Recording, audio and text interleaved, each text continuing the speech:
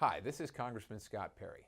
Today, the House voted on a bill that gives the FAA additional flexibility to address the furloughs of air traffic controllers.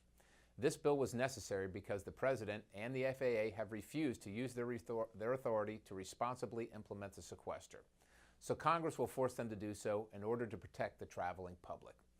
The bill permits the FAA to transfer $253 million in fiscal year 2013 to air traffic controllers' salaries and expenses, thus negating the necessity for more furloughs of controllers through the end of the fiscal year. This bill is neutral in terms of the budget authority, meaning that there are no new dollars being spent to stop these unnecessary furloughs. Now, the bill also contains language permitting Secretary LaHood to do additional transfers within FAA accounts.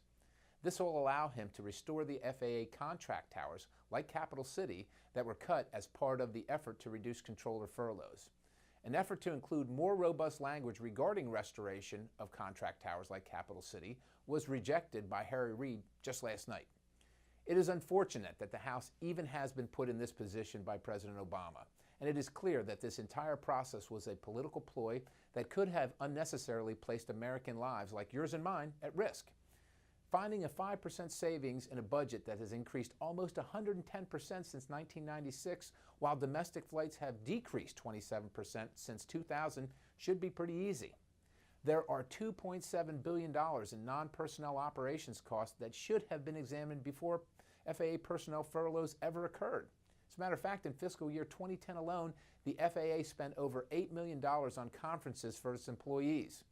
Furthermore, a 2009 ABC News investigation said the events were, quote, party time for 3,600 FAA employees with heavy drinking and inappropriate behavior, all on the taxpayer's dime.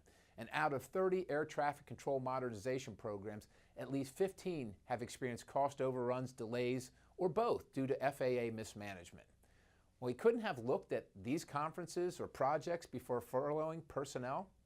In 2011, the Inspector General found that for one contract alone, the FAA paid a contractor $150 million in cost incentives, even though the project was at least $330 million over budget.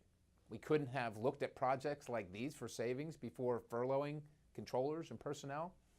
Unfortunately, the President only decided to act when he thought it was politically expedient. Matter of fact, a Chicago Tribune headline this week said, "White House scrambles for damage control."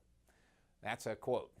While I'm glad that the House acted in a responsible way to protect the safety and security of American travelers, I'm deeply disappointed that the President would play political games like these with our safety.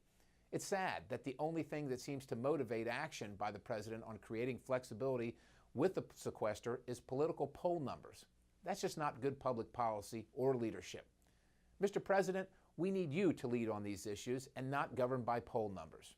I'm Congressman Scott Perry. Thanks for watching.